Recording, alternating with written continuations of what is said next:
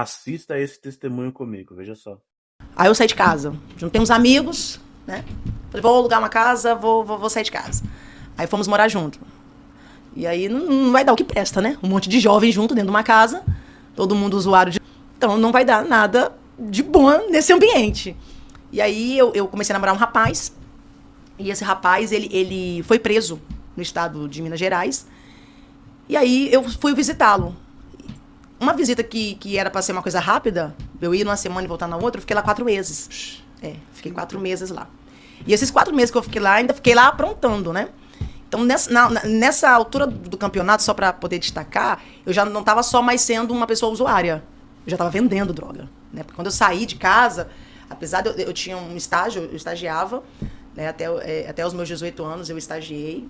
E depois acabou o contrato, né? E não renovamos. Então, eu precisava gerar dinheiro, né? Não estava trabalhando, precisava ter recurso. Então, nesse tempo, eu já estava vendendo drogas. Então, eu fui para Minas Gerais, fiquei lá um tempo. E esse período que eu fiquei lá, eu conheci uma menina na porta do presídio. E essa moça, ela era cristã, e ela sempre me chamava para ir na igreja dela. Ela, poxa, gente, vamos lá na minha igreja, vamos lá na minha igreja. E eu, assim, não gostava muito. Chato, né? Porque eu ficava assim, nossa, gente, esses crentes, né? Eles são crentes, acho que todo mundo tem que ser crente. Aí, mas ela era tão legal e ela falava, poxa, Deus tem algo na sua vida, vamos lá. E ela estava grávida na época, ela estava com barrigão. Aí toda ela insistia onde eu fui. E aí, quando eu fui nesse culto, aí o pregador, né, Deus usou muito ele para mim, foi um profeta de Deus na minha vida.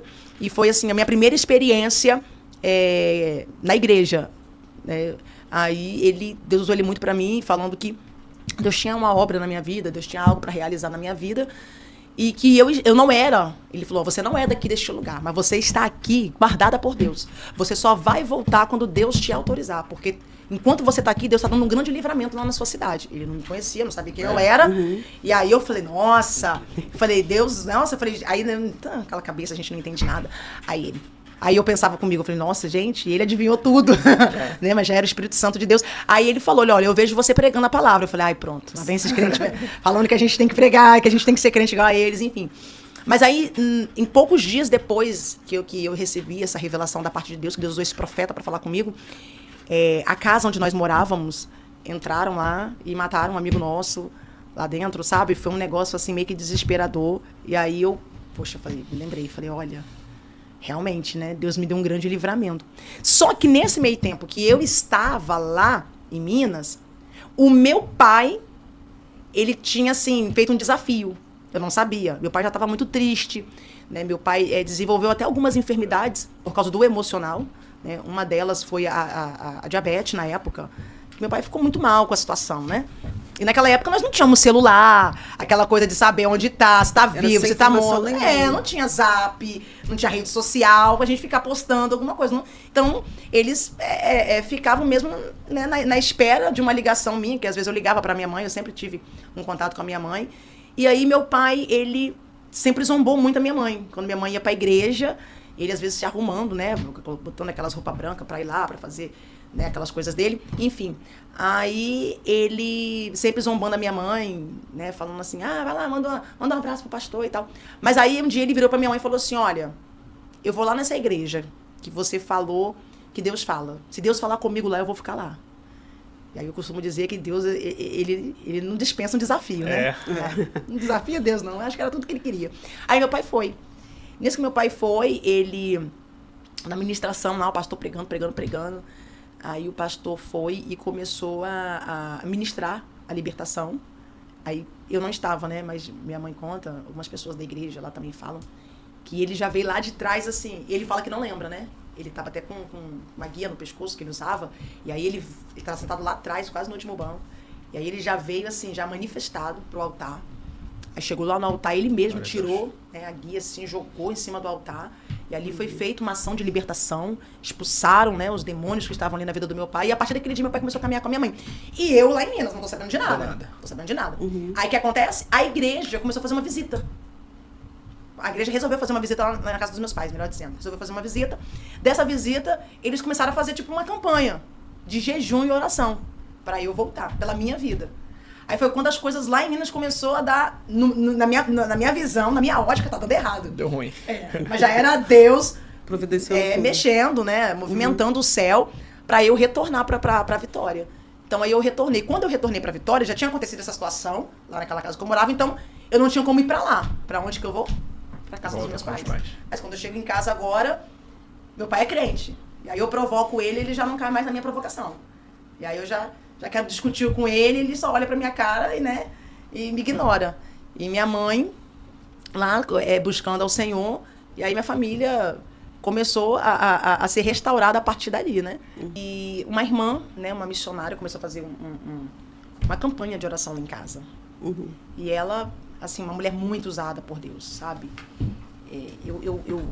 Eu tive muitas experiências com Deus, assim, uma profeta do Senhor, sabe aquela pessoa que é muito usada por Deus? Né? O nome dela é Laureni. Eu falo que ela foi a minha mãe na fé. E ela começou a ajudar a minha mãe em oração, ela ia lá em casa, uma vez por semana, e ela orava, e Deus começou a usar ela muito para falar comigo. Muito. E uma das coisas que Deus usou ela para falar comigo é que, naquele ano, ela falou assim, ó, esse ano, Deus vai fazer uma reviravolta na sua vida. Você não passa a virada desse ano sem se render ao Senhor. Mas isso para mim era muito assim, exagerado, né? Falar, eu não quero estar. Eu gosto, porque de certa forma, a cadeia espiritual que eu vivia me deixava acomodada, entende? E gerava um certo tipo de prazer. Então eu gostava do ambiente. Eu não era uma pessoa... Né, por um tempo. Depois da conversão, eu tive muitas guerras, né? Abstinência, enfim. Mas antes disso, eu gostava do ambiente que eu vivia. É tudo uma ilusão, né? Sim. É tudo uma ilusão. E aí Deus usou muito ela para falar comigo, e ela orava por mim. E a forma como Deus usava ela me impressionou muito, porque eu nunca tinha visto. Porque como eu vim de uma família onde nós não frequentávamos igreja, eu não entendia nada de poder de Deus, não entendia nada de ser crente, não entendia nada. Acho que o máximo que eu tinha ido era um casamento na igreja, sabe, de alguém, enfim. Então eu não entendia absolutamente nada. Então, pra mim, a forma como Deus estava usando a vida dela para falar da minha vida e muitas coisas que aconteciam, Deus usava ela para me alertar, para me falar, e eu tive uma experiência que Deus usou ela para falar comigo, e naquela semana aconteceu da mesma forma como Deus a usou. Então isso começou a me impressionar. Falei, gente, mas como é que é isso? Uma pessoa que, né, sabe tudo, já tinha tido aquela experiência lá em Minas, mas não foi tão profundo com o quanto Deus usava essa missionária. E aí eu me simpatizei muito por ela, porque ela era uma pessoa que ela conversava comigo, sabe? Ela não me pressionava, e na época ela tinha um trabalho de libertação, e eu comecei a ir nos trabalhos de libertação que ela fazia, e Deus sempre usando ela para falar comigo. Então isso, assim, foi me atraindo, sabe, para as coisas de Deus. E aí eu lembro que Deus a usou para falar comigo, que Deus ia criar uma situação. Ia criar uma situação para me atrair. E foi quando no lugar que nós convivíamos, né? As pessoas com quem eu convivia, nós estávamos todo mundo muito bem, mas de repente um começou a se voltar contra o outro, porque é assim que acontece, né? E aí falaram que eu estava em determinado lugar, numa determinada situação que eu não estava, e mataram uma amiga minha, e eu fiquei ameaçada de morte, né? Então, hoje eu já entendo, foi Deus criando a situação. E eu fiquei ameaçada de morte, e por conta dessa ameaça de morte, eu comecei a ir para a igreja. Né? O meu intuito era, eu vou orar para Deus me livrar, sabe? Para Deus me guardar, para Deus me proteger, enfim. E aí teve um dia que esses rapazes foram na porta da minha casa para me matar. E a minha mãe, eu falo, ela é de muita fé. E diante da situação, minha mãe orou. Ela ficou dentro de casa orando. Ela foi orar. Deus, o Senhor falou que a minha filha ia pregar a tua palavra. Né? Então, eu creio nessa promessa. E aí, eu lembrando de uma palavra que o pregador tinha pregado, semanas antes que eu tinha ido na igreja, ele tinha falado sobre a respeito de fazer voto com Deus, aquela coisa toda. E aí, quando esses meninos estavam lá na porta da minha casa para me matar, eu lembrei dessa palavra, e aí eu falei, vou fazer um voto com Deus. E eu fiz o voto, falei, Senhor, se o Senhor me livrar dessa, eu nunca mais vou usar droga. Eu vou ficar firme na igreja. Eu fiz esse voto com Deus. E aí, da mesma forma que eles chegaram, eles foram embora. Eu falo que o Espírito Santo entrou em um ali, né? E eles foram, de fato, para me matar. Mas aí, na conversa, um virou pro outro e falou, deixa ela para lá, vamos embora. Aí foram embora. E Eu falo que eu aceitei Jesus por medo, mas eu permaneci por amor. Porque era época de final de ano e eu pensei assim, eu vou ficar na igreja por um tempo, né, até a poeira baixar, até eles esquecerem de mim e depois eu volto. O que eu pensei? Vou ficar Natal e Ano Novo, mas Carnaval, volto, né? Mas aí o Senhor já é um propósito na minha vida. Então eu fiz aquele voto com Deus e eu fiquei, meu Deus. Depois eu falei assim, mãe, fiz um voto com Deus, minha mãe, a voto não se quebra. E aí eu falei, meu Deus, e agora? Eu falei, por que eu não. Aí eu, na minha mente, por que eu não fiz um voto de uma semana? Muita inocência. Aí eu liguei pra essa irmã. Quando eu liguei pra ela, eu falei, vou ligar pra ela pra falar o que aconteceu. Mas antes de eu falar, ela atendeu o telefone, ela falou assim, olha, deixa eu falar uma coisa com você. Antes de você me falar o que você tem pra me dizer, quando eu atendi o telefone, que eu ouvi a sua voz, Deus me mostrava um envelope muito grande nesse um envelope fechado. E Deus falava comigo que você fez um voto muito grande a Ele. E você não pode abrir esse envelope, você não pode quebrar esse voto. Porque se você quebrar esse voto, a tua sepultura está aberta. Aí, naquele momento ali, eu desabei. Aí eu falei, realmente. Aí começou o processo de libertação na minha vida. E porque eu não passei por clínica de reabilitação. Meu pai até queria me internar. Meu pai, ele queria me colocar numa clínica de reabilitação. Mas eu me converti no ministério que não era muito a favor disso. Né? Era um ministério, assim, bem rígido. E eu falo que eu precisei passar por esse ministério. No ministério onde, assim, se proibia tudo, sabe? Não podia nada, não podia pintar cabelo, não podia cortar cabelo, sabe? Um ministério bem rígido. E eu falo que esses ministérios precisam existir. Porque esse ministério, ele foi libertação para mim, foi libertador para minha vida. Ali, eu aprendi a ter respeito às autoridades, o que eu não tinha, que eu vivia uma vida desregrada. Não respeitava a autoridade de pai, respeitava a autoridade de mãe, polícia, não respeitava ninguém. Vivia uma vida, né, uma vida completamente desregrada. Então, ali eu aprendi a respeitar. Porque eu perguntava, mas por que não pode abrir? Por que não pode? Então era assim. Ah, por que não pode? Porque não pode. É pecado. Então ali eu aprendi, sabe, a me moldar dentro de princípios de autoridade, dentro de um padrão que a sociedade precisa viver, né? Então, ali começou o meu processo de libertação. Eu comecei a ter muitas crises de abstinência. Tive muitas crises de abstinência dentro de casa, né? Porque já era do organismo, mas eu sempre tive muito apoio espiritual, né? Tive pessoas ao meu lado que me ajudou muito em oração, sabe? Que ministravam sobre a minha vida, que me ensinavam a orar. Essa irmã mesmo é uma. Ela falava, ora, faz jejum. Mas eu não sei orar, eu não sei falar. Ela fala do jeito que você sabe com Deus. E eu, o que é jejum? Ela me explicava. Então eu fazia jejuns. Ela faz jejum de 24 horas. Aí eu fazia. Ela faz jejum de 48 horas. Fica sem ver televisão, vai ler Bíblia. E eu lia, não entendia nada. Não entendia nada. E eu fui ali fazendo e a minha libertação foi acontecendo. Apesar de eu não ter passado por nenhuma clínica de reabilitação, mas eu acredito também num Deus que usa essa ferramenta para libertar pessoas. Amém. Então, a minha experiência com Deus foi assim. Foi sem precisar de uma intervenção, né, mais profissional. Mas eu acredito no Deus que usa pessoas para auxiliar outras. Sim, sim. Então, assim, foi uma experiência que eu tive com Deus. E durante esse tempo de abstinência, né, eu orava muito ao Senhor. Eu falava, Deus, então se o Senhor tem esse propósito na minha vida, né, como o Senhor já usou os profetas, que nessa altura do campeonato eu já estava usando muita gente, eu já estava indo à igreja. E eu falei, Deus, se o Senhor tem esse propósito na minha vida, então o Senhor me faz tomar nojo, sabe? Me faz não sentir mais vontade de consumir, me faz vencer essas crises que eu estou tendo. Que eu tinha, as minhas crises eram bem severas. Bem severas. Bem severas. Então eu tive a dificuldade com sono, né? Não dormia.